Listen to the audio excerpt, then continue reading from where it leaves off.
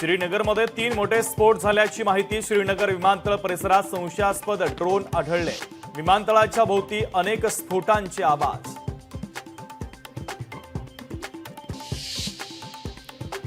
सियालकोटमधील लॉन्चपॅड भारतीय लष्करानं उडवलं। लुनी येथे दहशतवाद्यांचा लॉन्चपॅड बीएसएफनं केला उद्ध्वस्त। भारत आणि पाकिस्तानातील वाढत्या तणावाच्या पार्श्वभूमीवर अमेरिकेकडून मध्यस्थीची मागणी। तर तणाव कमी करा, अमेरिकेचे परराष्ट्र मंत्री मार्को रुबियो यांची पाकच्या लष्कर प्रमुखाला विनंती।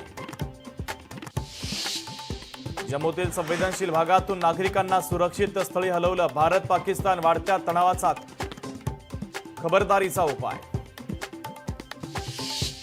वैष्णोदेवीच्या दर्शनाला गेलेले बुलढाण्यातील खामगावचे 22 भाविक कटरामध्ये अडकले। महाराष्ट्र सरकारकडून भाविकांना परत आणण्याचे प्रयत्न सुरू।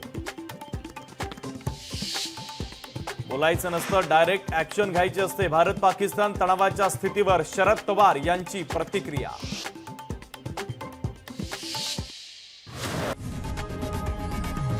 लोकशाही मराठी ऐका, पहा, जागरूक रहा।